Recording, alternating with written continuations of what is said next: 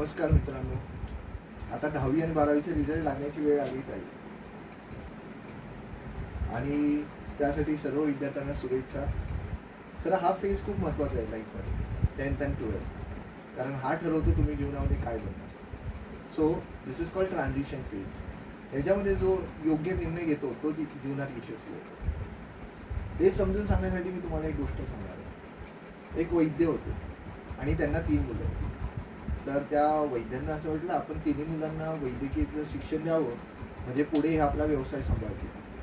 आणि त्यांनी आपल्या 3 मुलांना वैद्यकीयचं शिक्षण दिलं. कालांतराने ती मुलं मोठी झाली, हुशारी होती, तिघही हुशार होते. आता जेव्हा वैद्यबुवांना असं वाटलं की आता वेळ आली आहे आपण ही वैद्यशाळा आपल्या 3 मुलांपैकी एकाच्या हातात द्यावी, आणि मग त्यांनी तिघांना बोलवून घेतलं आणि तिघांना सांगितलं की मी तुमची परीक्षा घेणार आहे. ती 1 हफ्त्यानंतर परीक्षा घेणार आहे आणि जो योग्य असेल त्याला मी माझी वैद्यशाळा देईन. आता तिघांनाही त्यांनी एक पुस्तक दिलं आणि त्यांना सांगितलं तुम्ही ह्याचा अभ्यास करून या, मग मी तुम्हाला जेव्हा 1 हफ्त्याने परीक्षा घेईल तेव्हा मी ठरवेल की तिघांपैकी कोणाला द्यायची. त्याच्या आधी या तिघांची पार्श्वभूमी समजून घ्यावी, म्हणजे तुमच्या लक्षात येईल की ही जी पार्श्वभूमी जेव्हा मी तुम्हाला सांगेल तेव्हा तुमच्या लक्षात येईल की ही मी तुम्हाला का सांगितली. ओके, 3 मुलाची आपण स्थिती बघून घ्यावी, दुसरा आणि तिसरा. आता ह्याच्यामध्ये जो पहिला होता त्याला त्या क्षेत्राची मुळीच आवड नव्हती. तो हुशार होता पण त्याचा अभ्यास करायची पद्धत वेगळी होती. तो खेळामध्ये कलेमध्ये खूप हुशार होता, पण वडिलांच्या सांगण्यावरून तो या क्षेत्रात आला. ओके, दुसऱ्याची केस अशी होती, तो खूप अभ्यासू होता, म्हणजे वडील जे सांगतील ते तो करू शकत होता, पण त्याला माहीतच नव्हतं की आपण नेमकं कुठल्या क्षेत्रात जावं. म्हणजे त्याला स्वतःची एक ओळखच नव्हती. ह्याला होती पण वडिलांनी सांगितलं म्हणून ह्या क्षेत्रात आला. त्याला स्वतःची ओळखच नव्हती म्हणून वडिलांनी सांगितलं म्हणून ह्याने वैद्यकीयचा अभ्यास केला. तिसरा होता, त्याला त्या क्षेत्राची आवड पण होती आणि तो अभ्यासात पण हुशार होता, आणि जेव्हा वडिलांनी त्याला सांगितलं तेव्हा त्याने अभ्यासही केला. आता तिघांच्या जेव्हा परीक्षा होतील तेव्हा तुम्हाला एक रिझल्ट समजेल. आता जेव्हा पहिल्याला विचारलं, थिअरिटिकल क्वेश्चन्स विचारले, तेव्हा ह्याला नक्कीच ते अवघड गेले, कारण ह्याने उत्तरं दिली पण ज्या कॅटेगरीपर्यंत त्याने उत्तरं द्यायला पाहिजे होती, ज्या लेवलपर्यंत, ती उत्तरं तो काही देऊ शकला नाही. मग वडिलांनी त्याचं प्रॅक्टिकल नॉलेज पण चेक केलं, तिथे पण तो कमी पडला. साहजिकच, कारण ह्याला त्या क्षेत्रातला इंटरेस्टच नव्हता. मग हा कुठेतरी नक्कीच कमी पडला. म्हणजे ह्याने खूप अभ्यास केला असेल पण आवड नसल्यामुळे किंवा एक बोलतात ना कल नसल्यामुळे तो तिथे कमी पडला. दुसऱ्याच्या बाबतीत आपण काय झालं ते बघू. दुसऱ्याच्या बाबतीत जेव्हा वडिलांनी त्याला प्रश्न विचारले त्याने सगळ्या थिअरिटिकल क्वेश्चन्सचे आन्सर दिले, कारण तो अभ्यासू मुलगा होता, अभ्यासू असल्या आणि आज्ञाधारक पण होता. मग त्याने जे वडिलांनी सांगितलं तर त्याने छानपैकी अभ्यास केला. त्याला थिअरी सगळं होतं, थिअरी त्याची पूर्ण क्लिअर होती. मग वडिलांनी त्याला विचारलं, सपोज तुला एखाद्या रोगी आला तुझ्यासमोर, म्हणजे केस स्टडी विचारली आणि मग तुला त्याचा इलाज करता येईल का. तेव्हा त्या विद्यार्थ्याने सांगितलं, माझी फक्त थिअरी चांगली आहे, मी प्रॅक्टिकल नाही करू शकत. म्हणजे हा फक्त अभ्यासू होता पण इंटरेस्ट आणि पॅशन नसल्यामुळे तो प्रॅक्टिकल नॉलेजमध्ये कमी पडला. म्हणजे तुमच्या लक्षात आलं असेल पहिला आणि दुसरा कुठे कमी पडले ते. आता आपण तिसऱ्याकडे जाऊ. तिसऱ्याकडे जेव्हा गेल्यानंतर वडिलांनी त्याला विचारलं की मी तुला कुठल्या आजारांबद्दल विचारू, तर तो मुलगा म्हणला मला 5 प्रमुख आजारांबद्दल खूप माहिती आहे. मग वडील म्हणले 5 प्रमुख आजारच का. तर त्याने सांगितलं की 5 प्रमुख आजार ज्याच्याबद्दल मी अभ्यास केला आहे, हे आपल्या घरातले लोक किंवा आपले नातेवाईक ओळखीच्या लोकांपैकी यांना ते आजार आहेत. मग मी ह्याचा अभ्यास केलेला आहे. मग वडील म्हणले कुठपर्यंत केला आहे, तर त्याने सांगितलं मी त्याची पूर्ण ट्रीटमेंट करू शकतो. मग वडिलांनी त्याची थिअरीची परीक्षा घेतली, त्या 5 आजारांवर त्याने त्याची परफेक्ट उत्तरं सांगितली. आणि मग वडिलांनी त्याला एखाद्या पेशंटवर प्रॅक्टिकल करायला सांगितलं. त्यामध्ये पण हा विद्यार्थी उत्तीर्ण झाला. म्हणजे तो थिअरिटिकली आणि प्रॅक्टिकली दोन्ही विषयामध्ये त्याने चांगले मार्क मिळवले किंवा चांगले गुण मिळवले.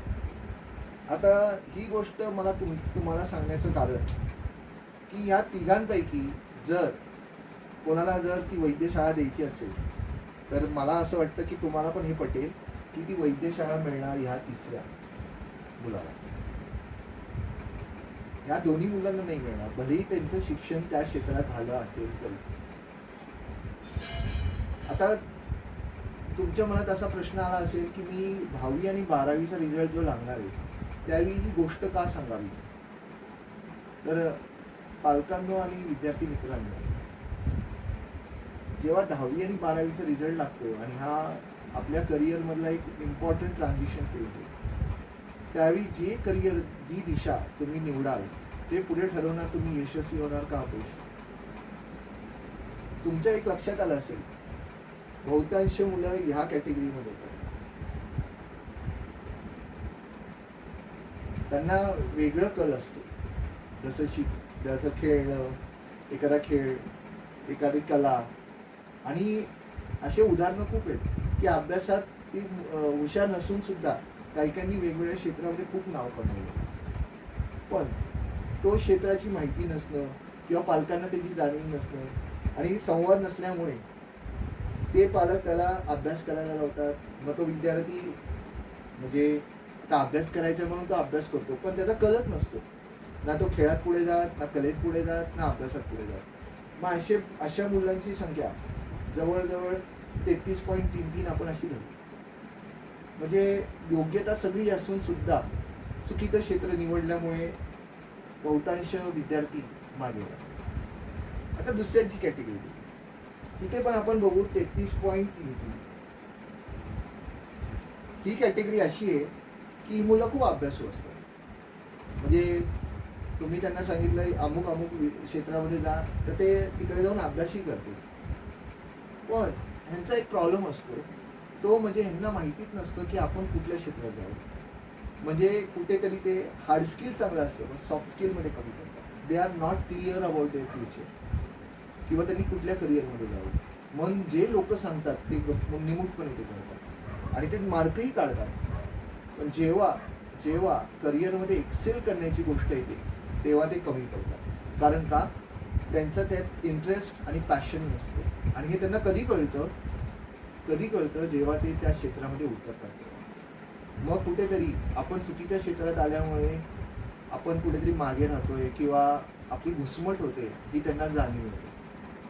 आणि असे 33.33% असतात. म्हणजे योग्यता सगळी असते, पण कुठेतरी त्या क्षेत्रामध्ये इंटरेस्ट आणि पॅशन नसल्यामुळे ते टॉप लेवलला एक्सेल नाही करू शकत. करिअरच्या एकदम आपण बोलतो ना उच्च स्थानावर ते जाण्यामध्ये कमी पडतात. आता तिसऱ्याची कॅटेगरी देऊ, ह्याला पण आपण एक टक्केवारी देऊ 33.3.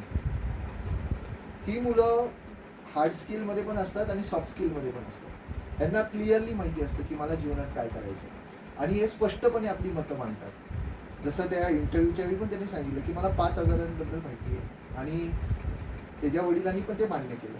एकदम क्लिअर असतात. तर ते क्षेत्रात मे बी ते ह्यांच्या एवढे अभ्यासू नसतील, पण ते जेवढा पण अभ्यास करतात तो एकदम चांगल्या प्रकारे करतात. Very clear about their future, about their career plan.